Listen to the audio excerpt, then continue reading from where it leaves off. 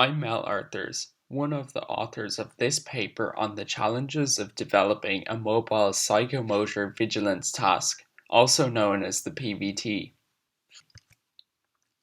PVT is a test commonly used to assess participants' cognitive fatigue. Reaction times are analyzed to predict participant alertness and therefore cognitive fatigue. Three phases contribute to the participant reaction times: detecting the stimulus, recognizing it as the stimulus, and reacting to the stimulus using the touch-down gesture on the device touchscreen. The participant completes multiple PVT trials with an interstimulus interval. In this case, we used a random duration between 2000 and 3000 milliseconds. To offset the less accurate timing produced, trial count can be increased, but with the consequence of increasing participant burden.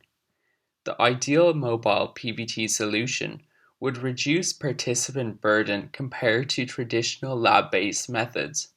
It would aim to be as precise as the lab-based methods.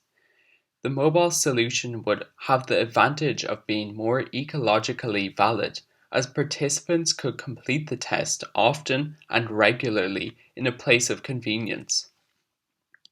Three frameworks were used for the iOS implementations: MetalKit, UIKit, and WebKit.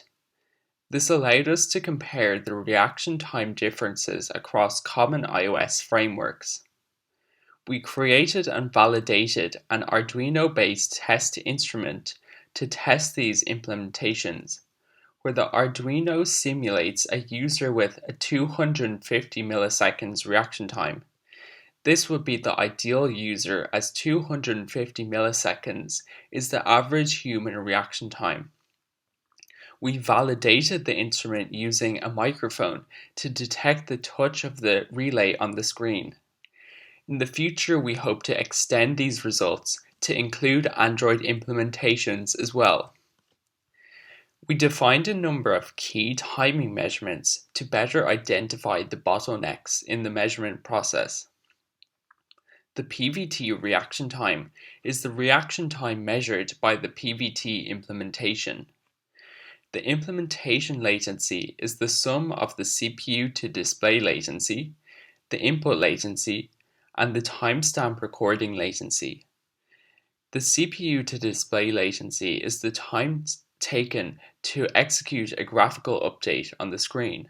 And finally, input latency is the time taken to register the user's touch on the screen and call the touchAsBegan method. Moving on to the results, we see an average latency of 74 milliseconds for the MetalKit implementation over 100 trials. We were able to measure the CPU to display latency with an average of 19 milliseconds and a standard deviation of 12 milliseconds. Compared to the input latency, the CPU to display latency is a significant cause of variability. Implementation latency increases for the UIKit implementation, with an average of 83 milliseconds over 100 trials. Again, input latency is negligible here. We were unable to measure the CPU to display latency for both the UIKit and WebKit implementations.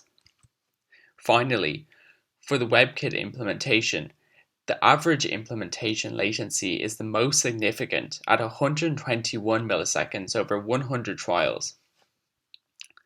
Looking at the 100 trials over a line chart, the precision issues are clear, with large variations in the PVT reaction time for every implementation.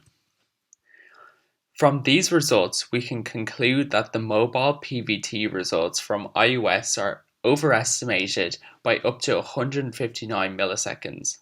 Results are affected by the software implementation, and that the results are affected by the device configuration.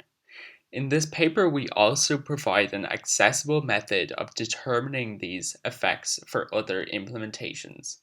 Thank you for listening.